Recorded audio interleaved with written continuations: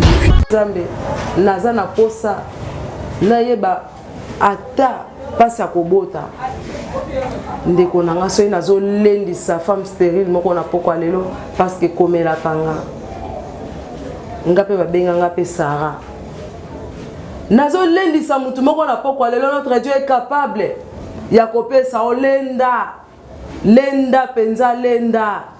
mofuti na sembo akotala yo pe misala na yo atali pa ya no liolo sam soko mitungisi eleki otali obi Nzambe talanga bakomo pesa nga kombo Nzambe talanga pe nazobokola ka bana bandeko bongo ya ngai Nzambe talanga pe Nzambe ozotalisa Nzambe ozolela na place ko miata bato bambasu na place ko mako jalouser bana baninga opesa bango bakombo oyo botite poyo échouer na vie soko moni muto lati kitoko yo ko ennemi na yo bien-aimé tota ela Nzambe tozala ba amoureux to amoureuse ya bilamba te tozala bato bolingo ya kotonga na te tomoni basala Nzambe oyo na oyo acheli muninga poison po Nzambe na ye oyo asambela kaza incapable ya kopesa ye bolamu namoni bana Nzambe bazobondela okuna babengi frère ope frère bake ko lesa ye mbongo po a jouer kabane moko be po a humilier pe muninga oh ndeko na ngai ana pa okai ko sala ngo akai pata ko nyata mwana peni na mbasu po kise bandi lelo te soki tozomona ke papa ya Abraham azaki nganga seka zai pe oboka bakisi seka zai oboka pe ba maladi ezaka pe na tango akala lelo pe ba akaki pe ko sala ngo ana pa ba akaki ko sala ngo akobokela mbanda maladi abomi mwana mbanda po bazala lolenge moko mais ana lendaki atambolaki na vie ya sanctification par rapport à Penina lelo na kati ya Bible mwana oto yebi kombo ezaka ka mwana Ana Samuel bana Penina ana to yebi ba kombo na bango te ngai na yebi kombo bana Penina te batangama na kati ya Bible te mais azaki na bana.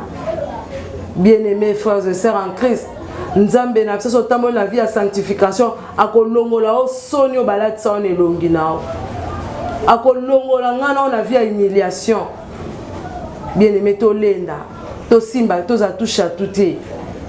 to za pe complexité kota na église lolenge ozaleli lolenge ana za kokota to so za kokota na la gomme to so za kokota na lipute nzuluka. Bien-aimés frères et sœurs en Christ, natomeli bino pokwa elamu simanzanga elamu ngai mama na bino Rebecca Kapinga Brigitte na liboso etando moke na yambi bino lisusu na pokwa lelo na chaîne na biso ya EHP Media na remercier mingi bandeko na ngai nyonso baza kolanda ngai na émission oyo nalingaka mingi oyo eteyaka biso. En tout cas, na tombe bino boyoki bolamu na kosepela mingi yambo ya toba na émission na biso to bondela yawe Nzambe mokokisi na bilaka mopesi na pema yondo sepeli tokoka kokoma tukuta na lisusu nga libota na ngai na pokwa lelo Nzambe na émission na biso oza Nzambe malamu ba oba kufi toleki bango ne lokote Nzambe alola yo pesi biso pe malabo moy yawe to rendre grâce epai na yo obombi libota na onyonso oba pusa liboso etando moke na makila na Yesu Kristo makila na ebulisa bango ebulisa ba foyer na bango ebulisa misala na bango na kombo na Yesu Kristo amen. Bien-aimé toza toujours kana mateya na biso ya sanctification. En tout cas tokotika te soki nkolo Yesu aye nanu te pamba te mokonzi ya mokili asi aleki aza na posa mabe ekola toyeba lisusu lolenge nini na kotambola te makomi penze elongwe na mitu na biso tokomi kolula mingi biloko ya mokili tokomi kosepela na biloko oyo eza conforme te na parole de Dieu toyebi lisusu kotenir ferme te na parole de Dieu vie ya sanctification toza nango lisusu te tozoyeba lisusu te ke kobondela ezali ko se sanctifier. Celui qui prie est capable de tout. Ndeko na ngai oza capable ya kolongola montagne nesika ezali pe o déplacer yango à cause ya parole de Dieu. La parole de Dieu c'est la tango zobo ya mabe yeba ke nzambe na yo akosalela yo pe nzambe na kotika ote na mama ya pasi tango komona ke si osuki soko ke kolele pa nzambe lo bio secours bien aimé ko lingaka te ka ba rose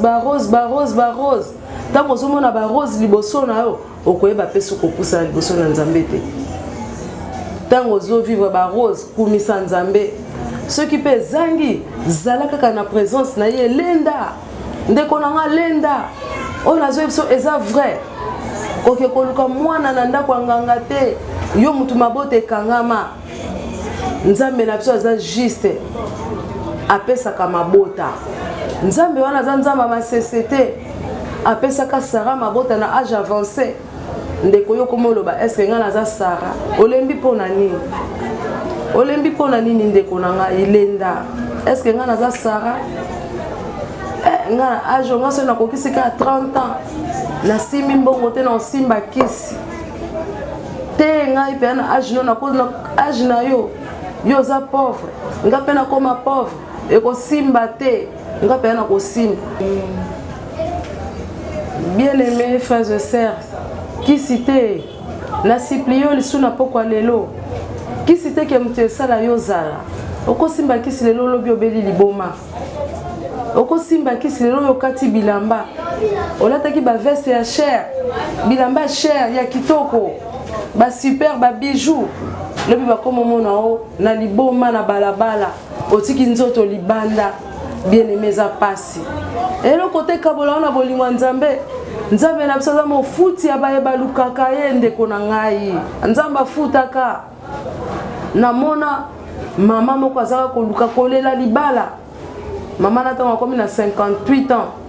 mobali moko auti États-Unis aye kobala mama wana mobali wana azaki na 60 ans mais ti lelo baza na bomoi banda na yebi bango osko 11 ans 11e année yango bazali oluki libala nzamba za ba façon mbela ko peso libala kosimbela ngo kisi te ndeko na ngai nzambe na biso za munene koleka kisi problème no ezaka otamwa na vie ya sanctification oyo po rappela ka nzambe lolenge zekia sa rappela ki nzambe tambwa na vie ya sainteté po nzambe akuta ona kati ya malamu na yo lolenge nzambe akuta ki Job parole de Dieu lobike Job na chapitre 1:1 Job azaki intègre azaki muto azaki kobanga nzambe intégrité ya pas intégrité la parole de Dieu zali kobanga crainte ya nzambe ko yamba parole de Dieu pe ko transmettre ngo na ndenge zolongo elongo bami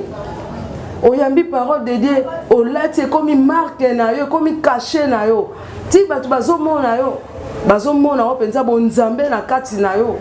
na kati ya escroquerie bazokuta yo te na kati ya banditisme bazokuta yo te ozolenda koki okota ndako ya nganga te ndeko na ngai soki Job akotaki ndako ya nganga te soki Anne akotaki te bien-aimé parole de Dieu ezali inspiration ya nzambe nzambe nde moto inspiraki yango donc ezali nzambe alobeli biso na kati ya makomi oyo totangaka mikolo nyonso alobeli biso ngai na yo tolenda ata lelo baseki yo oza ekomba ozanga elamba ozanga mbongo mofuti na sembo akopesaka un jour eloko moko te kabola opo ozangi ndeko nanga kokima église te oyo ozwi mbongo te okima église te ozwi elamba dimanche te kotiela pe mutu poison te po ye aza nango yo zangi yango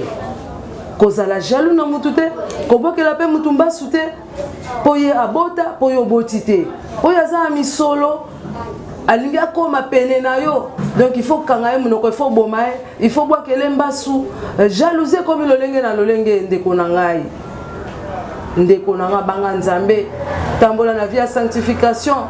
douleur oyo oza nango Job amonaki yango mais Job alobaka mon rédempteur est vivant, il s'élèvera même le dernier. Mosikoli na yepe atelemaka na suka mimonisaka ndeko na ngai. Nazo ebisa na poko lelo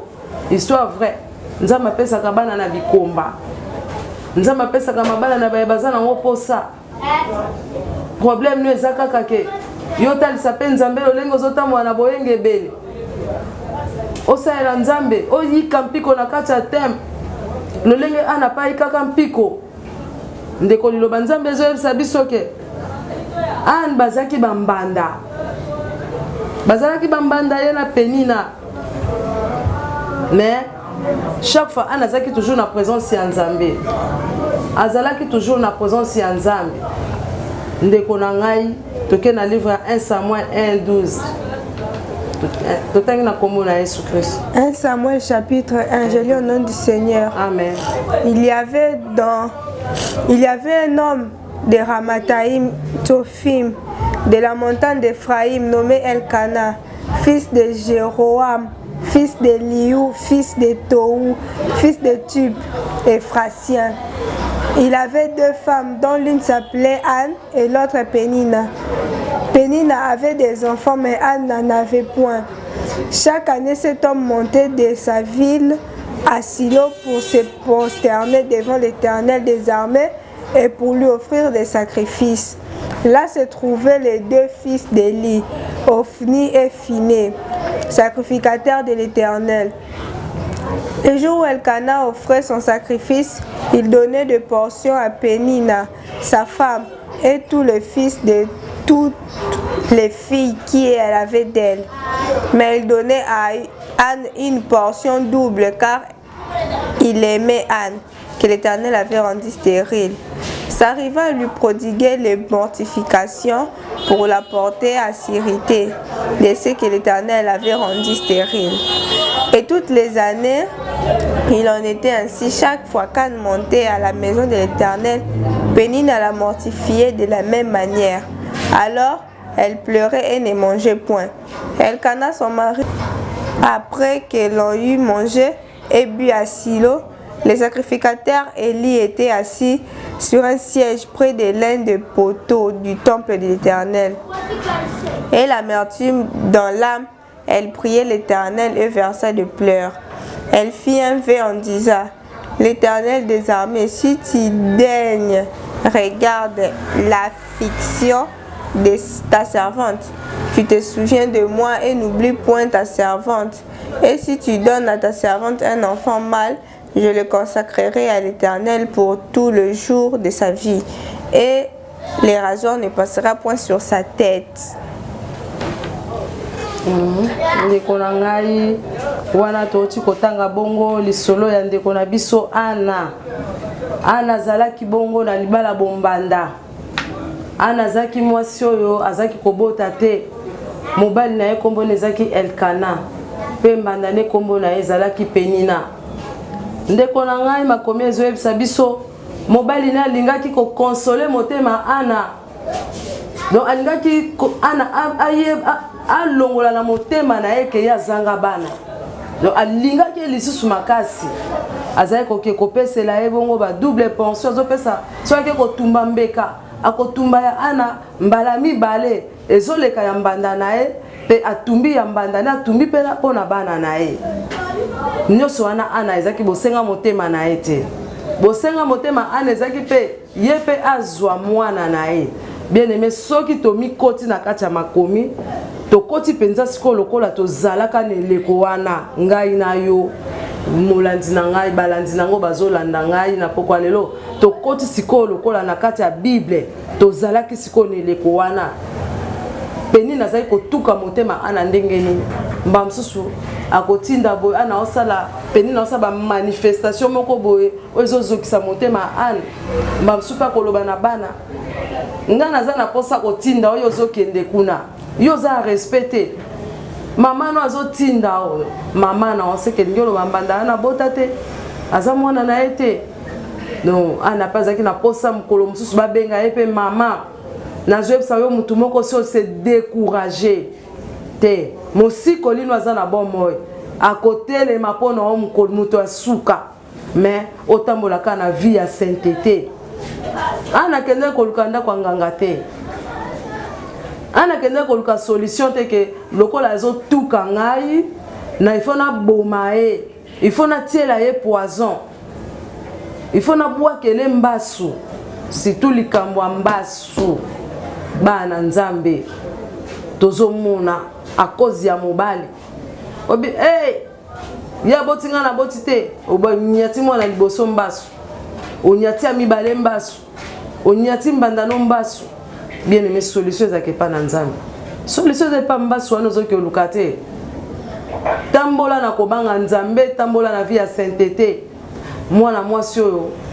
azaki na vie ya sainteté parce que Ernest azaki na présence ya nzambe, azoki otalisa nzambe ma ya misu na ye, azoki kolela, alelia fukami, atalisi nzambe lolenge azolela, ayebisi nzambe o azaki koyebisenga na oto yebite ebika ana mutu azaki koloba. Mais ezaki na mukolo moko ya yano ezalaki bien aimé. Ce que oume liboso ya nzambe, nzambe na aza juste aza fidèle à réaliser ba posa motema nao kolemba te yo mto soko mi kolela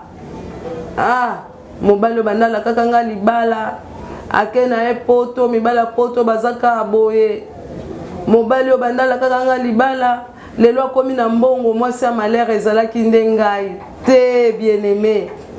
mwasi oyo namoni na ye pasi na sokoli ye lelo mwasi oyo aboyi ngai natangisi ye lelo a décevoir nga bien aimé muto ki kocha vina en ordre ki kosala ke o récupérer nyonso yo bungisi ezaka nzambe wana konsolaka ezaki kokoma na mukolo moko na kati ya tempelo ana zobondela malobe sili ana komika koningisa ka monoko ndeko na ngai papa mama na kati ya koningisa ana monoko mosalo ya simbi ana alobina ana ndeko tokoti sikolo kwa tozaki neleko wana ndeko tika distraction batu bazalia oye kobondela na bakwiti na obo elolenge nini ana bite na langwete na yo sopa motema na ngai epa na nzambe yo lukaka nani tango elekelaka na kati ya église batu bazotamba so na vie ya sanctification te tango yo zui frère na omoko muto ya bolingo ozo sopele masolo no akati oyebsenga nde nazabwe na problème na ya stérilité na botaka te frère wana tambwisi yango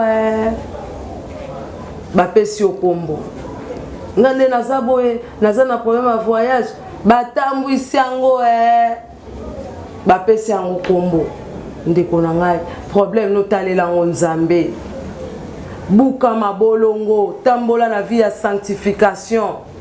banga nzambe potalisa pe nzambe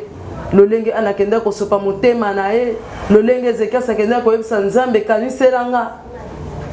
lolenge moko pe anakenda kotalisa nzambe stérilité na ye abe yawe jusqu'à quand kino mkonini bakobenganga pe mama nzambe salelanga bikamwa nayebi lolenge nzambe wana sala ndeko na nga mukolo moko ekomelaka ngai nayebisi nzambe naza na posa nayeba ata pasi ya kobota ndeko na nga soki nazolendisa femme stérile moko na poko lelo parce que ekomelaka nga mpe babenganga mpe Sara nazolendisa mutu moko na poko lelo notre Dieu est capable ya kopesa olenda penza lenda mofuti na sembo akotala yo pe misala na yo atali pa ya no liolo sam soko mitungisi eleki otali obi nzambe talanga bakomo pesa nga kombo nzambe talanga pe nazobokola ka bana bandeko bongo ya ngai nzambe tala ngai pe nzambe ozotalisa nzambe ozolela na place ko nyata bato bambasu na place ko mako jalouser bana baninga opesa bango bakombo oyo boti te poyo échouer na vie soko moni mutolati kitoko yo bakomi ennemi na yo bien aimé totalela nzambe tozala ba amoureux to amoureuse ya bilamba te tozala bato ya bolingo ya kotongana te tomoni basala nzambe oyo na oyo acheli muninga poison po nzambe na ye oyo asambelaka aza incapable ya kopesa ye bolamu namoni bana nzambe bazobondela okuna babengi frère ope frère bake kolesa ye mbongo po ajouer kabane moko be po ahumilier pe muninga. Oh ndeko na ngai ana pa okai kosala ngo akai pata konyata mwana peni na mbasu po kisi ebandi lelo te soki tozomona ke papa ya Abraham azaki nganga seka zai pe oboka bakisi seka za oboka pe ba maladi ezaka pe na tango akala lelo pe ba akaki pe kosala ngo ana pa ba akaki kosala ngo akobokela mbanda maladi abomi mwana mbanda po bazala lolenge moko mais ana lendaki atambolaki na vie ya sanctification par rapport à Penina lelo na kati ya Bible mwana oto yebi kombo ezaka ka mwana Ana Samuel bana Penina ana to yebi ba kombo na bango te ngai na yebi kombo bana Penina te batangama na kati ya Bible te mais azaki na bana. Bien-aimés frères et sœurs en Christ, nzambe na biso tambo na vie ya sanctification akolongola o sonyo balatsa on elongi nao akolongola ngana na vie ya humiliation. Bien-aimé to lenda to simba to za toucha touté to za pe complexité kota na église lolenge ozaleli lolenge ana za kokota peut-être ça za kokota na la gomme peut-être ça kokota na lipute nzuluka mais na ndimite po mobali nazaki mozwi na ndimite kaza kokota bongo azaka ko ya propre mais azaki mosi mabondeli poza muto mabondeli c'est cause na vie ya sanctification pour avant prière to senga na mawana nzambe yawa kitaki mawane likolo ya Ana aiki pesa Ana Samuel par rapport ya vie ya sanctification au moi sur azalaki nango tout le temps na makolo nzambe. Bien-aimé et indelo na tongo zala na makolo nzambe et indelo na pokwa zala na makolo nzambe ko se décourager te yom to sobela kala malade ezomona na te oza na hôpital oza na ndaku zala kaka na vie ya sanctification senga ka miséricorde nzambe ekotalisama na bomoi na yo yo mto malade yo mto kelela yo mto zozanga yo mto za kwa ma visa yo mto bana nyonso bazobeba na makambo songolo mboko talela nzambe lenda na makolo nzambe situation ko changer situation ko na ko fortifier yo na poko lelo ndeko na ngai ozane pa nyonso ozolanda biso ya moto chité na ko sepela mingi to bondela na bino lisusu na poko lelo to bondela na kombo na Yesu Kristo yawe nzambe mokokisi na bilaka yo zoyebisa biso na makomi na yo oza derrière ta parole pour ko accomplir. Éternel ndeko na nga za na posa kobota ndeko na nga za na posa lobiko malade mona na kate ndeko na nga za maladi songolo ekangaye aza na bitumba lolenge na lolenge yawe nzambe sanctifié na parole na yo sanctifié na makila Jésus Christ pe opesa moko na moko posa motema na ye pongi alelo poko alelo simanzanga lelo eza malamu pona ndeko nyonso atala nzinga netandwa moke na bulisi nyonso ya libota na wana makila na Yesu Kristo olonga au nom de Jésus Christ amen. Yambo toka bwana na libota nyonso etikola nanga sima etando moke na pesi bino nyonso bambote bandeko balandi na ngai lokola bandeko na ngai ba journaliste nyonso bazosana na EHP Media na linga bino makasi na porte kabino na cœur na ngai nazo pesa mama animatama na France na pesi mbote mama Fideli Chipatoka na États-Unis bambote no ngwana nazo pesa Mireille Mbulu bambote no ngwana lenda kana prière nazo pesa ma fille Metarita nazo pesa mama Colette Makima wana penzande mutu oyo azako kamanga na mabondeli butu pe lokola moi na kombo na Yesu Kristo. Bye bye.